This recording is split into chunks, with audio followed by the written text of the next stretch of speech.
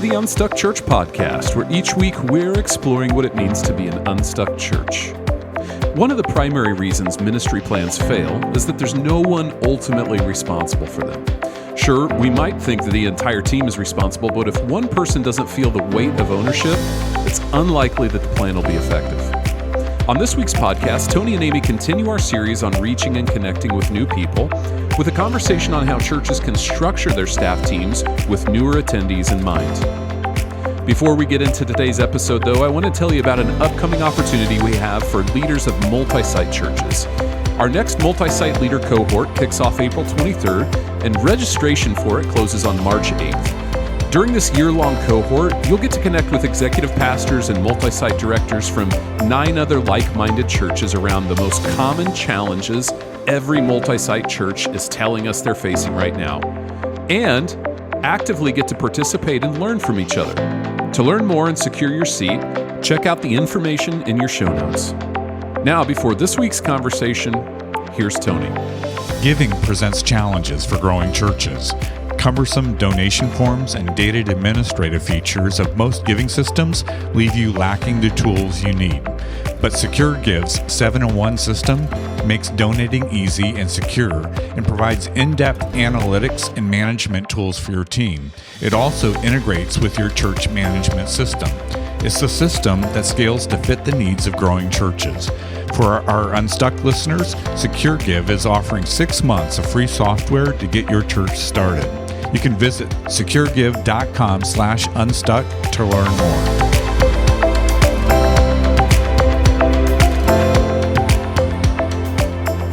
Well, welcome to the Unstuck Church podcast. I love going first because that means, Amy, I'm going to be asking the questions and you're going to be bringing most of the content today. Am I right? I think that's right, given what we're talking about. We're going to talk about staffing here in a second, but Amy, have you been engaging with churches recently? I have, man. It's been a blast. Just got back on Sunday from working with a great church out in Pennsylvania and looking forward to head down to South Carolina this next week to work with another one of my favorite churches. I've known them now. I think, Tony, we've served them for 4 or 5 years now. So fun to get back and work with them again. Yeah, absolutely. Well, as I mentioned up front, Amy, we've been talking a lot throughout the series about how to connect with new people well, both how to make their first time connecting with us a great experience and how to help them take their next steps after that. And today, we're actually going to focus on what kind of staff structure and what roles are needed to be a church that connects people well. And Amy, since you are our resident expert when it comes to staffing and structure, I'm going to let you take the lead on this one. So you're good with that? Yeah, and actually, when I was thinking about this topic this week, I thought about how it all starts really with a person's first time coming to church. So let me start today. You'll hear my passion area in this one, Tony, but let me start today by walking kind of step by step through every new person's experience with a church. And through that lens, we'll talk about the roles and the structure that's necessary to be ready for those new people and to help them get connected and take a next step. That sounds great. All right. So when we think about how a new person gets connected to your church, it actually starts with the pre-visit. And what's the pre-visit, you might ask? Well, there's 2 key things that a new person often experiences before they ever step foot inside a church, Tony. First, I think it's the building itself. If the church is on a visible public road. But many people are forming opinions just by driving by the building. I can think about that in my own town. We have what we call kind of church row. And there are things I think about those churches as I drive past them all. So how that building looks, I think, will inform an opinion and play into a person's decision to either take a next step towards the church or not. That's right, Amy. In fact, when we secret shop churches, that's one of the things we look at first. Is the building a draw? Was the signage clear? Was it readable? Was it professional? The bottom line we ask is, did the external look of the church and the accompanying signage help draw me to attend the church, or did it do the opposite?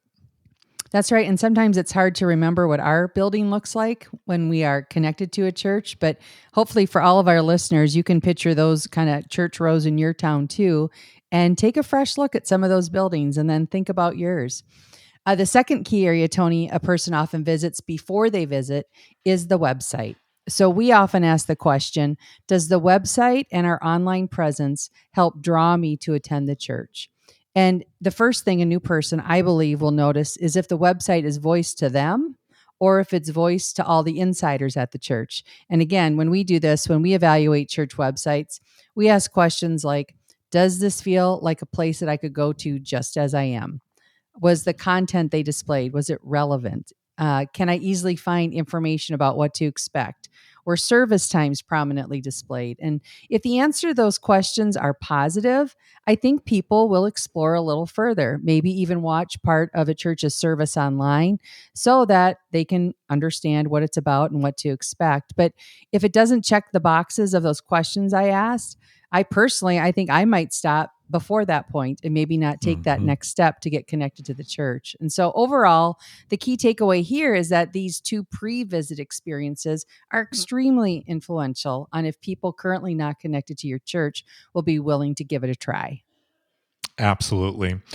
Okay, Amy, say this new person checks out the website and they do decide to show up on Sunday. What's next? The next thing I think a new person experiences is just driving onto your property. And while it might seem obvious, again, I bring this up because once you're connected to a church, you probably don't even think about these things anymore. You've like habituated to your environment and you probably already know where to go. And so let me just highlight one area that will help connect new people or I think drive them away. And it's your signage. Some people call it wayfinding, but simply put, it's asking, can a brand new person easily find their way around? Are there signs to help a new person find the essential areas like kids ministry, the bathrooms, the worship environment? And while this isn't a super common experience while I'm secret shopping, I actually have been to a few churches that were so big, meaning the grounds and the facility were so spread out that the only way I really knew where to go was by where most of the cars were parked. And then when I went inside again, it was confusing. It wasn't designed for the outsider. Yeah, I've had that similar experience for sure. One particular church had several different venues, and the signage was so poor that if I wasn't being paid to secret shop, I might have just turned around because of how exposed I felt walking around aimlessly. That's right. Not being able to find my way around the building. I mean, most churches do this pretty well, but it's important to highlight it because it's an important part of a new person's ability to connect at the church. And a lot of people just want to find where they need to go. And so I like how you describe that, when you feel like you're walking aimlessly, you start to feel like this spotlight is on you. But anyways, continuing on the journey, the next critical experience for connecting with new people is really the quality of your guest services team.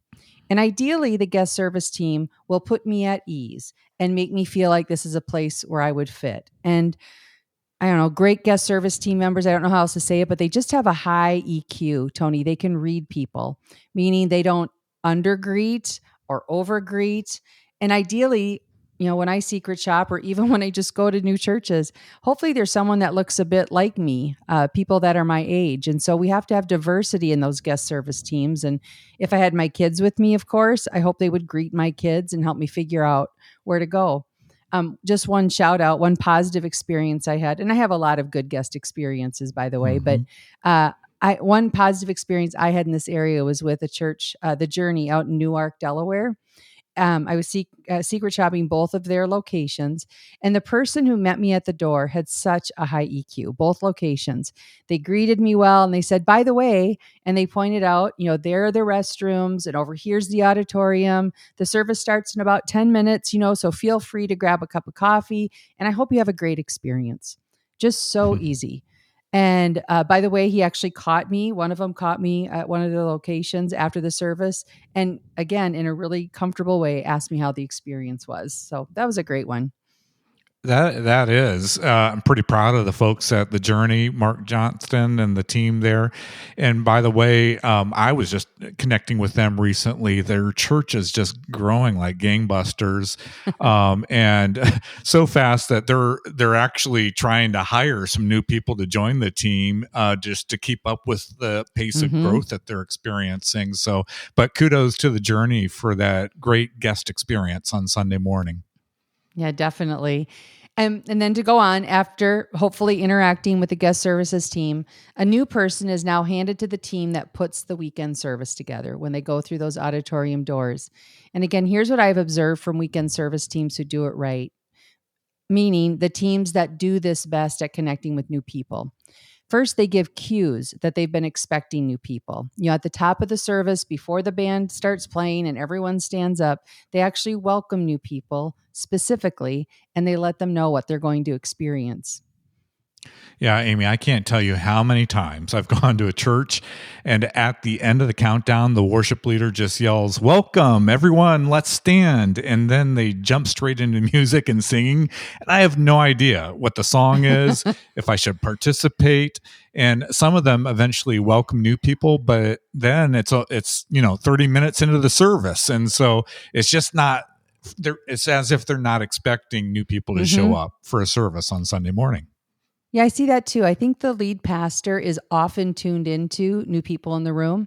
And so they give that welcome, but it's like you said, it's already halfway through the experience. Tony, I was recently at a church where what you just described was my experience. The worship leader shouted, "Welcome, church," over the music, and then asked everyone to stand up. And I watched them sing for 15 minutes. And then they moved right into communion. And again, there wasn't a word spoken to me, the new person, to explain or introduce what was happening. And it's easy to miss if we're not really expecting new people to show up. But when guests are welcomed at the top of the service and are given a few just simple cues as to what they should expect, it makes a tremendous difference in their ability to just relax and take the experience in. The next part of the experience is the teaching. And when we talk about teaching that helps people connect and take a next step, there's a few things that we inspect. And I won't go through all of them, but we think about things like engagement. Was it delivered in this authentic way? And did the speaker use, illustration, story, humor that connected with me and related with me? Those things are really important on that engagement side. And second, a big question we ask is, was it practical? Did it address a real need in my life? Did the teacher take that biblical content and present it in a way that was relevant to everyday life? And I think, Tony, that's probably one of the most important questions, because if we want to connect with people so that they take their next step, if we have a message or a teaching that doesn't apply to my life, then I'm wondering if that hour was worth it. Do you agree? Yeah, I do, Amy. I mean, if we've designed this experience well, a new person is going to want to come back. And for brand new people, that really is the next step that we want them to take. We just want them to come back again in the future. That's right. And Tony, that's why I really enjoyed the Try 5 example that we talked about a few episodes back, where Pastor Nate and his team at LifePoint are simply focused on getting new people to come back and try it again.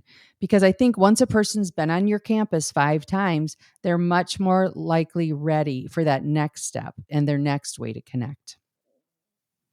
All right, so we've walked step by step through the journey that every new person takes when visiting your church and the different teams that they encounter along the way. Mm-hmm. So, Amy, how can we structure our staff team and hire the right leaders to make this journey as welcoming as possible and encourage new people to take their next steps? Well, when it comes to the new person's experience, I think, Tony, there's a few critical roles that someone on your team needs to be the leader of. And of course, depending on the size of your church and the size of your team, this may be a staff role or it may be a volunteer role. But either way, you need a dedicated leader over your weekend experience, over your guest services, over your website, and over your facilities. These leaders need to have an eye on what the outsider sees and experiences at every step of their journey, just like we outlined. Of course, the senior leadership team at the church needs to be wired this way as well, and they should be inspecting these things and keeping an eye out for it. But we need specific leaders in place to bring the voice of an outsider into every aspect of that weekend experience. And when these things are done well, Tony, I think it's much more likely that the people who are already connected to your church will actually invite their friends and their family to experience your church. Yeah, this is one area where it becomes glaringly obvious what churches really value. For example, a church might say they're committed to reaching new people, but when we take a look at their team, it's clear that their people resources are more focused on insider programs like adult ministries, Sunday school, and things really for the folks that are already connected to the church and in many instances already convinced that Jesus is their Lord and Savior. But there's very little staffing around actually trying to engage with new people and then connect new people to the church. I agree. I'm just going to say it again because I think you're so spot on. Most of the staffing, when I'm working with a church and I'm looking at their staffing teams, most of the staff is dedicated to those next steps that really people who are already committed to your church need to take. And we are often very light on owners. Name those owners who own those critical spaces for the new people that we actually want to come back. So weekend positions, connecting with new people, those key staff leaders or volunteer leaders are going to be critical. But now let's switch gears to focus on the people who are newer to your church. And maybe they've come a few times, maybe they've tried 5, but they haven't taken steps beyond the weekend service yet. So, from a staffing perspective, the key leader that needs to be in place for helping these people take their next step is the dedicated leader over your spiritual formation or discipleship pathway. And, if you've listened to our podcast or attended our webinars, listeners, you've known Tony and I say the healthiest churches have one designated leader over all of their spiritual formation steps. Because when everyone owns this area, no one does. So this leader not only defines what the big next steps are that they want people to take as they become a disciple of Christ, but they also need to think of the smaller steps people need to take towards these big steps. Yeah, and Amy, one leader over the entire spiritual formation process, as opposed to what we've seen in a number of instances where there's leadership over key next steps like connecting to a group or connecting to serving or engaging in missions or all those other things that we want people to do, but they end up being almost teams that are competing for people's time and attention rather than working as one team to encourage people to take all those next steps. One of our Unstuck ministry consultants, Chad Hunt, was on the podcast this summer, specifically talking about guest services. And Chad is the senior pastor of Victory Hill Church in Kentucky. And he shared with us how their team uses a funnel diagram to illustrate how they want people to take their next steps. And they talk about it as needing to start with low relationship and low time commitment steps. And each of those little next steps increase in relational capital and time investment as people move through the funnel. And you can hear more about the strategy that they're using at Victory Hill Church in episode 304. Yeah, I love that, Tony. And, we've already talked about what those little steps might be in that earlier series. So for the purpose of today's conversation, the key point I want to make is that it's critical for a church to have a leader over that discipleship pathway. And they might be a player coach. They often are, actually, where the leader of the discipleship pathway or the discipleship steps is the leader of groups. And they also oversee serving and missions and prayer and care. But when you have a leader in place, they have to use their wisdom to know when to highlight or lean on a specific next step that you want people to be taking. They need to ensure that those steps are clear and they're communicated regularly through the various means. I mean, that could be as simple as keeping those key steps in a worship program. If you hand those out, it could be pre-service slides to bring awareness. It could be partnering with the senior pastor on message series to equip him or her to preach around those critical next steps. In other words, we need to clearly communicate and expose people to the next steps that we believe they need to take, and then we can cast vision around them. Yeah, Amy, in fact, I think it's fair to say one of the biggest mistakes we see churches make is that they think an announcement is the same as casting vision around a next step that we're encouraging people to take. Most announcements, they just give the logistics. So as an example, here's our event to encourage group connections. This is the time that this event's going to occur. This is the room that it's going to be in, and on and on and on. The right leader, though, will ensure that we tell a great story about why being in a small group is so important in the life of following Jesus. And so it's more about the why we need to cast that vision for why this step is important rather than just the logistics, which is typically what we hear in platform announcements. Exactly.